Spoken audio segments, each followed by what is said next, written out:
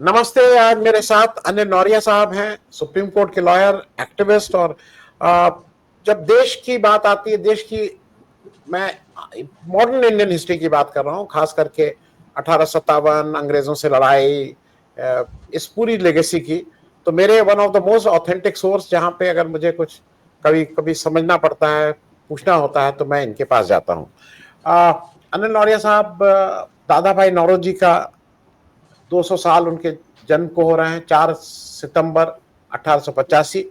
हम लोग थोड़ा एक दो दिन लेट हैं, लेकिन कम से कम उनकी बात याद करना जरूरी। जी, 1825। 1825, माफ कीजिएगा, 200 साल पूरे हो रहे हैं। मैं एक बात ब्रीफली अपने दर्शकों को बता दूं, क्योंकि फिर अनिल नौरिया साहब उसमें बताएंगे। 3 बार कांग्रेस के प्रेसिडेंट रहे, ब्रिटिश मतलब पार्लियामेंट के एमपी रहे, और एक सबसे बड़ी बात उन्होंने बहुत पहले ये कहा था, वो एक बोलते थे ड्रेन थ्योरी। वो बोलते कि किस तरह से ट्रांसफर ऑफ वेल्थ हो रहा, भारत को किस तरह से अंग्रेजों ने लूटा, उस पर उनकी थीसिस भी है, बहुत कुछ लिखा भी है उन्होंने। और 1917 में वो नहीं रहे हमारे बीच, मतलब एक लंबा अरसा हो गया है उसको, लेकिन उनकी लेगेसी आज भी है। अनिल नौरिया साहब से मैं शुरुआत उसी से कर रहा हूँ। अनिल भाई, ये बहुत बच्चों के, जो आजकल के बच्चे हैं, उनको तो दादा भाई नौरोजी एक जनरल नाम कुछ लोगों को मालूम है हिस्ट्री में, लेकिन डिटेल में कि वो क्या किए थे, क्या किए थे, एक थोड़ा उस पर एक टिप्पणी कर दीजिए। फिर मेरे एक दो प्रश्न होंगे जो मैं आपसे उस पर पूछ लूंगा। पहले दादा भाई नौरोजी के बारे में क्यों जानना हमारे लिए जरूरी है, इस भारत के ये आजादी की लड़ाई, और भारत को अगर समझना है मॉडर्न इंडिया को, तो उसके लिए दादा भाई नौरोजी को समझना अनिवार्य है। अनिल भाई साहब। जी, दादा भाई नौरोजी, सबसे पहले तो मैं बता दूं कि वो बॉम्बे में ही पैदा हुए थे 1825 में। वहीं उनकी परवरिश हुई। उनके पिताजी का इंतकाल जल्दी हो गया था, तो उनकी माँ ने उनको उनकी परवरिश की, और वो प्रोफेसर ऑफ मैथमेटिक्स तक बने एल्फिंस्टन कॉलेज में। एल्फिंस्टन इंस्टीट्यूशन तब वो कहलाता था बॉम्बे में।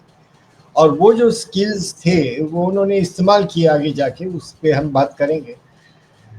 इस बीच में बॉम्बे में ही उन्होंने इंस्टीट्यूशन सेटअप किए। जिन दिनों मूवमेंट कुछ फीमेल एजुकेशन की चल रही थी, उन्होंने खुद कुछ लोगों के साथ मिलके 6 स्कूल्स बॉम्बे में शुरू किए। और फिर आगे जाके वो जब इंग्लैंड गए तो वहाँ 1855 में, तो वहाँ वो कमर्शियल फर्म में गए थे, लेकिन वहाँ से वो अलग हो गए और फिर अपनी कमर्शियल फर्म सेटअप करी। पर उनकी दिलचस्पी ये उस टाइप के प्रॉफिट मेकिंग कॉमर्स में इतना नहीं था, जितना इंडिया और ब्रिटेन के बीच में जो इकोनॉमिक रिलेशंस बन रहे थे उन पे था। और जब ये फैमिन हुआ, सीरीज ऑफ फैमिन्स हुआ 19th सेंचुरी में, उड़ीसा में तो 1/3 पॉपुलेशन खत्म हो गए। तो जब ये उनका इंटरेस्ट पॉवर्टी पे गया कि पॉवर्टी, इंडिया में पॉवर्टी क्यों है इतनी, और वो इस दो नतीजे पे पहुंचे कि एक तो ये यहाँ से एक्सट्रैक्शन ऑफ सरप्लस हो रहा है रेगुलरली, और उसका इंडिया को कोई बेनिफिट नहीं मिल रहा है। और दूसरा, यहाँ की जो सिविल सर्विस है वो बिल्कुल अनरिस्पॉन्सिव है। आईसीएस यानी कि पूरा अनरिस्पॉन्सिव है सिस्टम, ब्यूरोक्रेसी हिंदुस्तान की नीड्स की तरह। तो उनका शुरुआत में तो ये डिमांड थी कि ये आईसीएस में इंडियन रिक्रूटमेंट बढ़ाया जाए। और उन दिनों एग्ज़ाम खाली वहीं होता था इंग्लैंड में, और यहाँ से इंडियंस को जाना पड़ता था वहाँ इम्तहान देने के लिए। वो सबके लिए संभव नहीं था। तो उनका कहना ये था कि हिंदुस्तान में भी साइमल्टेनियस एग्जामिनेशन। ये तो खैर एक प्रोसीजरल बात थी, पर उनकी जो स्टडी शुरू हुई पॉवर्टी पे, तो वो उस नतीजे पे पहुंचे कि ये पॉवर्टी का मेन कारण जो है वो ये है कि हमारी जो सरप्लस जनरेट होता है हिंदुस्तान में, वो इंग्लैंड में चले जाता है। उसकी बड़ी डिटेल्स है, उन्होंने कई पूरी लेख लिखने शुरू किए 1867 ऑनवर्ड्स। और वो जाके बार बार उन्होंने पैम्फलेट्स, लेख वगैरह लिखे, और अल्टीमेटली उनकी किताब poverty and un British rule in India 1901 में छपी। और इसका इन्फ्लुएंस बहुत ज़्यादा हुआ, सब हिंदुस्तान के सब फ्रीडम फाइटर्स पे इसका इन्फ्लुएंस हुआ। गांधी जी पे हुआ, लाजपत राय पे हुआ, मदन मोहन मालवीय के इकोनॉमिक और फाइनेंशियल आइडियाज भी वहाँ से। औरबिंदो ने कहा है कि बंगाल में जो स्वदेशी मूवमेंट शुरू हुई उसका उस पे असर एक किताब का पढ़ा जो एक महाराष्ट्रियन ने बंगाल, जो एक महाराष्ट्रियन बंगाल में रहते थे, देवस्कर, उन्होंने एक किताब लिखी देशेर कथा, और वो किताब नौरोजी और विलियम डिग्बी और आरसी दत्त की राइटिंग्स पे बेस्ड थी, और वो इतनी मशहूर हो गई बंगाल में कि स्वदेशी मूवमेंट जो 1905 में चली उसका वो अरबिंदो के मुताबिक उस किताब का बहुत बड़ा उसमें कंट्रीब्यूशन था। तो ये तो दादा भाई नौरोजी का तो ऑल परवेसिव इन्फ्लुएंस हमारे फ्रीडम स्ट्रगल पे रहा। और उन्होंने जो किताब poverty and un-British rule in India लिखी, उसमें तो उन्होंने डिटेल में जाके हर प्रांत की फिगर्स और पंजाब की स्टेटिस्टिक्स तक उन्होंने एनालाइज करे। तो उनका बहुत बड़ा कंट्रीब्यूशन है, उसमें जाएंगे तो बहुत हमें टाइम लग जाएगा। लेकिन मुख्य बात मैं ये बता दूं कि उनके कंट्रीब्यूशंस अगर हम क्लासिफाई करें कैटेगरीज में, तो एक तो मान के चले कि इकोनॉमिक नेशनलिज्म, दूसरा पॉवर्टी स्टडीज के वो प्रोजेनेटर थे, हिंदुस्तान में पॉवर्टी स्टडीज उन्होंने ही शुरू की। तीसरा पॉलिटिकल नेशनलिज्म, जवाहरलाल जी ने भी उनको कहा है कि he was the father in a way of the Congress. हालांकि technically it is Hume that is the known as the founder, but Jawaharlal ji has written that he in a way Dadabhai was the father, क्योंकि 1885 में भी उनका बहुत बड़ा role रहा। और Annie Besant ने लिखा है कि एक कांग्रेस के बनने से एक साल पहले मद्रास में एक मीटिंग हुई जिसमें दादा भाई मौजूद थे और 16 और लोग, और उन्होंने तय किया कि एक ऑर्गेनाइजेशन बनाना है। खैर इसके कई वर्जन हैं, क्योंकि बंगाल में भी कई एक्टिविटीज हो रही थी, सुरेंद्र नाथ बैनर्जी वगैरह, उन्होंने भी कुछ इंडियन एसोसिएशन बनाया हुआ था 1875 ऑनवर्ड्स। तो ये सब जितनी एक्टिविटीज थी ये मर्ज होकर इंडियन नेशनल कांग्रेस 1885 में बनी, और उसमें दादा भाई का बहुत रोल रहा। और 1886 में जब दूसरा सेशन हुआ कलकत्ते में इंडियन नेशनल कांग्रेस का, पहला सेशन फाउंडेशन का तो बॉम्बे में हो गया था, दूसरा सेशन कलकत्ते में हुआ, उसके प्रेसिडेंट दादा भाई थे। और 2 बार वो फिर और प्रेसिडेंट बने, एक 1893 लाहौर में और दूसरा 1906 फिर कलकत्ते में। वो सेशन के बारे में हम बात करेंगे, बहुत बड़ा 1906 का जो सेशन हुआ कलकत्ते का, उसका तो असर इतना ज़्यादा हुआ कि हज़ारों लोग वहाँ इकट्ठे हो गए उस सेशन के लिए। उस पार्क में, रूसा रोड पार्क के खैर टॉलीगंज में इतनी कैपेसिटी नहीं थी जितने लोग, हज़ारों लोग वहाँ आ गए, और इतने वेल अटेंडेड सेशन था। सुब्रमण्य भारती तमिलनाडु से आए, CF एंड्रूज वहाँ थे, राजेंद्र बाबू वॉलंटियर थे जो बाद में जाके प्रेसिडेंट ऑफ इंडिया बने, वो उस सेशन में वॉलंटियर थे। तो बाल गंगाधर तिलक ने तो अपना नाम विड्रॉ कर लिया था जब दादा भाई का नाम एज प्रेसिडेंट आया। तो दादा भाई was universally respected by all sections of the political spectrum, और that is why he came to be known as the grand old man of India।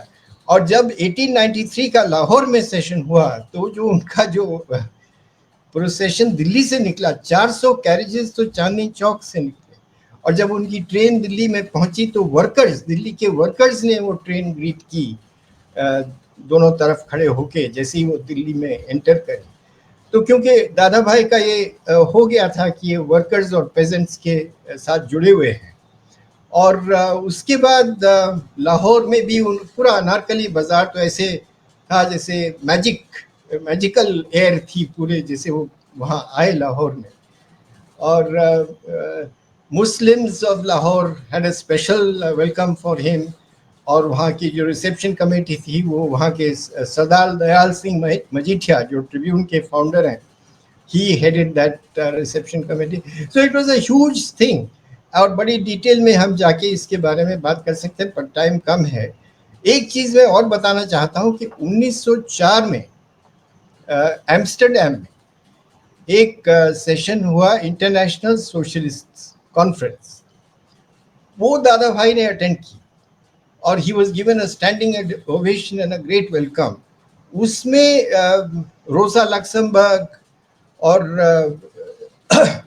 Karl काउत्स्की और जॉन वारेस, ऐसे कई कई उस जमाने के लीडिंग यूरोपियन और रशियन सोशलिस्ट और पोलिश सोशलिस्ट, वो सब मौजूद थे। और हाइंडमैन ब्रिटिश सोशलिस्ट थे, जिनका बताया जाता है कि he was a common friend of Karl Marx and दादा भाई।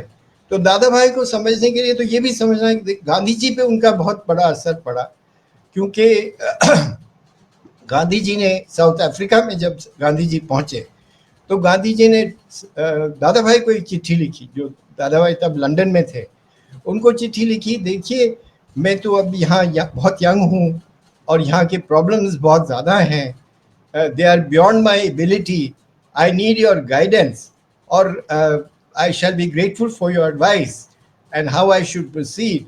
And your advice will be received as from a father to his child. ये एक गांधी जी की चिट्ठी दादा भाई के नाम। और बाद में दादा भाई ऑलवेज गाइडेड हिम। और जब गांधी जी लंदन गए 1906 में, तो Dadabhai went with him to meet the British leaders.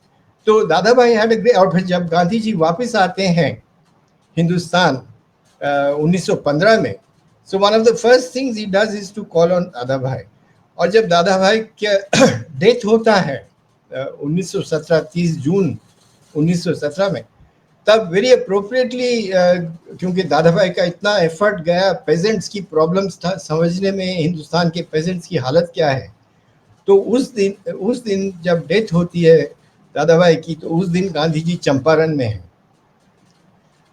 और जो condolence meeting which Gandhi ji presides over in the first week of July, वो that is in held in Motihari. तो ये एक बहुत बड़ा सागा है हमारे फ्रीडम स्ट्रगल का। और मैंने जिक्र किया था लाहौर सेशन का, वहाँ जो क्राउड्स ने दादा भाई को हेल किया, हिंद ना दादा, द ग्रैंडफादर ऑफ दादा of Hind, grand old man का ट्रांसलेशन, हिंद ना दादा। तो these are the broad things.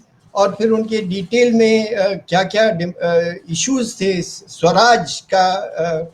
सबसे पहले from a Congress presidential rostrum, दादा भाई spoke of Swaraj in the Calcutta session 1906, or constitutional reform, separation of judiciary from the executive, जो आज भी हम कह रहे हैं कि भाई एग्जीक्यूटिव का इतना ज़्यादा असर है जुडिशरी पे। तो ये सब चीज़ें वो तब कह रहे थे। और यहाँ तक कि representation in the British parliament, उन्होंने कहा इंडियंस का होना चाहिए, क्योंकि रिप्रेजेंटेशन इज वेरी नेसेसरी। आज भी रिप्रेजेंटेशन पे कॉन्फ्लिक्ट हो रहा है कि हम कह रहे हैं कि इलेक्शन कमीशन ठीक से हिंदुस्तानी लोगों को रिप्रेजेंटेशन नहीं दे पा रहा है। तो now I'll just stop and wait for you to put a question. मैं एक दो क्वेश्चन एक साथ कर ले रहा हूं, मतलब जिससे फिर आप उसको करके विल क्लोज इट। पहला मैं इसलिए पूछ ले रहा हूं कि आज रेलेवेंस ऑफ दादा भाई क्या है, he is more relevant because जो टाइम इस समय हिंदुस्तान फेस कर रहा है उसका एक। और दूसरा मैं जरा एक चीज और स्पेसिफिकली समझना चाहूंगा, क्योंकि दादा भाई इज वन जिनका मैंने जब देख रहा था तो he has a street in Mumbai, बहुत जगह नाम भी है, नौरोजी नगर है, दिल्ली में भी है, कराची में इनके नाम से स्ट्रीट है, लंदन में है। इनका on the secularism and social reformer, इन दो चीजों पे भी अगर आप थोड़ा कुछ बता सकें, और आज उनकी रेलेवेंस क्यों इंपॉर्टेंट है इन दी प्रेजेंट टाइम्स, उसको थोड़ा अगर संक्षेप में मुझे अनिल भाई बता सके मेरे दर्शकों को। सेक्युलरिज्म की बात यह है कि 1890 जो उनके 3 प्रेसिडेंशियल एड्रेसेस हुए, सब पे उन्होंने यूनिटी और फेलो फीलिंग पे जोर दिया। और उनके वर्ड्स ये हैं कि वो कहते हैं इस पॉइंट पे कि मेरा लाइफ का पर्पस ये रहा है कि हिंदुस्तानियों को एक फेलो फीलिंग की महसूस हो एक दूसरे की तरफ से, क्योंकि पुअर के लिए तो वो काम कर ही रहे थे। तो एनीवन वो कहते हैं, मैं उनको कोट करता हूँ 1893 के लाहौर एड्रेस में, anyone who has watched my public career must have seen that my main underlying principle and the desire of my heart is to promote as far as I can good fellow feeling among all my countrymen. Or again, the highest wish of my heart is that all the people of India should regard and treat each other as fellow countrymen with fellow feeling for the good of all. और उनका final message ये था कि be united, persevere and achieve self-government so that the millions now perishing by poverty, famine and plague and the scores of millions that are starving on scanty subsistence may be saved. तो उनका कहना ये था कि स्वराज का purpose ही ये है कि जो scores of millions scanty subsistence पे रह रहे हैं वो बच सके। ये स्वराज का ऑब्जेक्ट है। अब मैं सोशल रिफॉर्म पे आने से पहले एक बात और आपको बताना चाहता था कि उनका कहना ये था एजिटेशन के बारे में कि देखिए agitation the whole life of England, ये उन्होंने अपने 1906 के एड्रेस में कहा कि he emphasized the need for agitation as the whole life of England every day is all agitation. Agitation according to Dadabhai meant to inform. Inform करना agitation का purpose है। Inform क्या? कहते हैं inform the Indian people what their rights are and inform the British people of the rights of the Indian people and why they should grant them. He insisted that India's emancipation depends on a thorough political union among the Indian people of all creeds and classes. तो यहाँ तो ये बात secularism की तो clear है कि उनका प्लूरलिस्टिक विजन था कि इंडिया क्या होना है। अब सोशल रिफॉर्म की जब इंडियन नेशनल कांग्रेस बनी तो इंडियन नेशनल कांग्रेस का लीडर्स का ये अंडरस्टैंडिंग था कि this organization will concentrate on political issues, और वो इसलिए कि अगर आप सोशल रिफॉर्म भी इसमें लाते हैं तो हर कम्युनिटी के प्रॉब्लम्स हर कम्युनिटी शायद ये ना चाहे कि उसकी प्रॉब्लम दूसरी कम्युनिटी के लोग तय करें। तो उनका ख्याल ये था कि basically this organization has to concentrate on common issues concerning the nation as a whole। पर इसका मतलब ये नहीं है, जो गलतफहमी लोगों में कभी कभी हो जाती है, इसका मतलब ये नहीं है कि वो सोशल इश्यूज एक्सक्लूड कर रहे थे। उनका कहना ये था कि जो उन्होंने 1906 के एड्रेस में भी कलकत्ता कांग्रेस में कहा, lastly the question of social reforms and industrial progress. उन दिनों इंडस्ट्री जब इस्तेमाल होता था तो that included labour, industrial question meant included labour question. तो उसमें वो कहते हैं कि the question of social reforms and industrial progress, each of them needs its own earnest body of workers, each requires for it separate devoted attention। और यहाँ ये mark कीजिए, all the three great purposes, political, social and industrial, must be set working side by side. The progress in each will have its influence on the others। तो यही मेरे ख्याल से correct rational position थी, और ये उन्होंने फॉर्मुलेट की कि progress in each of these fields will have its impact on the other. और यही जी, तो ये I think that deals with the questions you put. Thanks so much Anil भाई। और मतलब मुझे लगता है कि ऐसे इन लोगों को याद करना, मतलब इट इज हम सब लोग को अनुग्रहित होना चाहिए। We must be thankful for the people. उन्होंने जिस देश की डेस्टिनी बनाई, और आज शायद रेलेवेंट इसलिए है कि हम सब लोग अपनी उस लिगेसी को भूलते जा रहे हैं। मालूम नहीं किस चीज में जा रहे हैं, इस पे किसी और दिन चर्चा होगी आपसे। Thank you so much for giving all this details. बहुत बहुत धन्यवाद। may I add one point? If you don't mind? Yeah, of course, of course. That is that you see, if you allow your own history to be erased, अगर हम अपने history को मिट जाने दें, तो वो जो जगह खाली होती है, that is filled up by all kinds of rumors, suspicions, erroneous assumptions, वगैरह, and that leads to misunderstandings among the people. तो ये बहुत ज़रूरी है कि we keep our own legacy and our history alive. और इस पे बहुत और काम करने की ज़रूरत है. मैं समझता हूँ कि throughout the year we must take Dadabhai Naoroji and that kind of legacy to the people of India. जी जी. और मैं चलते चलते दर्शकों को बता दूं कि एक दिन अनिल जी को पकड़ के, क्योंकि Anil ji has done a tremendous work on Badshah Khan and it is very near to his heart also, तो एक दिन उस पे भी अलग से हम लोग बात करेंगे, क्योंकि ये हम लोग को अनुग्रहित, मतलब वी एट टाइम्स हमें लगता है हम लोग बड़े थैंकलेस लोग हैं जिनको अपनी इस लोगों के बारे में याद भी नहीं करते हैं. तो एक दिन उसके लिए अनिल जी आप अलग से जी हाँ, जी जी जी. थैंक्स सो मच, बहुत बहुत धन्यवाद.